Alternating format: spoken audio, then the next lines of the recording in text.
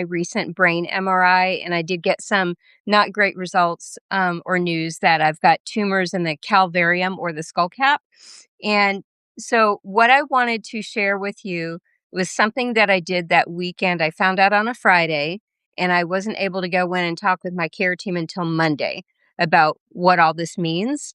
And so, something I've told a lot of my friends in the 13 plus years since I was first diagnosed with breast cancer is when you first get a diagnosis or you have a biopsy or you have some testing or imaging done, really resist the urge to Google that shit. Seriously. You're not doing yourself any favors. You're going to probably freak yourself out. A lot of the things that you read are not at all going to apply to you. They're going to deal with averages that have to do with other people and other cases that won't take anything about you into consideration. And you're going to just freak yourself out. So I reminded myself of that on Friday when I got the news of my brain MRI. And I knew I was going to have to wait all day Saturday, all day Sunday, and part of Monday until I could get in and talk to my care team about what this means for my treatment, what this means for my prognosis. And to be fair, we are still gathering a little bit of information, but I really resisted going down that rabbit hole of Googling metastatic tumors in the calvarium. Because what I've learned since then is that some of those types of tumors can involve surgery, some can involve radiation. I'm not going to have either one of those. And had I gone down that rabbit hole, I would have really freaked myself out for no reason. For no reason, you guys. There's when you're dealing with things like this, it's hard enough to wrap your mind around it and to manage it. But you make it harder for yourself when you start Googling and start researching things that likely don't even apply to you. So that's my advice right now is if you're going through something like that, a diagnosis, a biopsy, you've had a scan, you got some preliminary results back, please do not go down that rabbit hole and Google a bunch of stuff that will not apply to you, likely. Because your care team really knows best. They know you, they know your physiology, they know your biology, they know your history, and they are going to be the ones that will help you best to figure out what your next steps are. Don't Google that stuff. Please don't do that to yourself. It's hard enough to handle some of this stuff sometimes without Googling all the doom and gloom and the worst case scenarios and prognoses and things like that.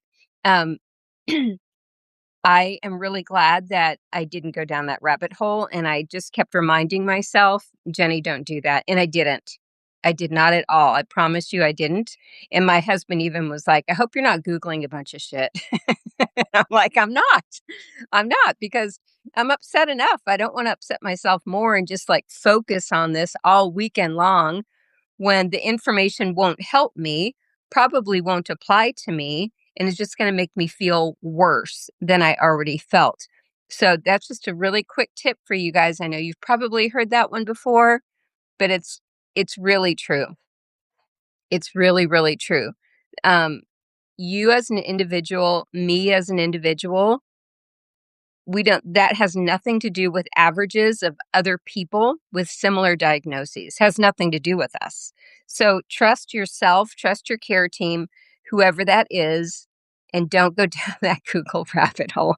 I'm serious. So there's Becky. Hi, Becky, and Diane and Audrey. So glad to see you guys here. EJ, Marcia, so glad to see you guys here. I don't know if any of you guys have had a similar diagnosis or similar biopsy or scan or anything like that, but leave a comment if you have handled it similarly or in a different way, or what's helped you when you've gone through something like this, because it is hard. I'm not going to lie. A lot of people will say to me, and they'll leave comments on my post saying, you have such a good attitude and you're always handling things so well. No, I don't always handle things so well. And that's part of my presence on Substack is that I want you guys to know that I'm a real person and I struggle with things just like you guys do. I just have worked very, very hard in my life to not stay in a bad spot. I let myself feel all the feelings. I was afraid. I shed some tears, obviously. I told my husband, I said, I'm really afraid. I don't know what this means in it. And it's really fearful for me. And, he of course felt the same way. But so I let myself feel the feelings, but I don't ever want to be in denial about what's happening. And I don't want to say, oh, it's just fine. Nothing's wrong. Because like I don't relate to that. I'm pretty sure you guys don't relate to that either. So my point is I just really try to not stay in that headspace. I let myself feel what I'm going to feel and question some things, and I will voice that I'm afraid or confused or whatever it is, and freaked out a little bit. Then I just work really hard to move my attention to something that's going to serve me better, which is different than denial or avoidance. I'm not a fan of that, you guys, not a fan of that at all. So feel the feelings, acknowledge what you're going through, that it is hard. It's not fun and it's scary, but please don't Google and make it worse. That's my two centavos for the day. That is it, because that really, really helped me a couple of weekends ago when I got this information. And it's advice that I've passed on to other people since I first started this. I was gonna say journey.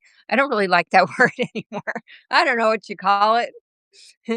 This trip, this trek, I don't know what it is.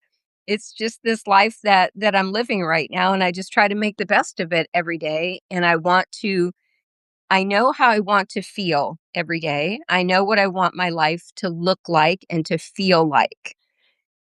And so I try to make decisions that support the way I want to feel. And Googling a bunch of scary shit is not going to help me. So that's my advice for today. Hope you guys are doing well on this Thursday afternoon, and I will talk to you all again soon. Bye, everybody.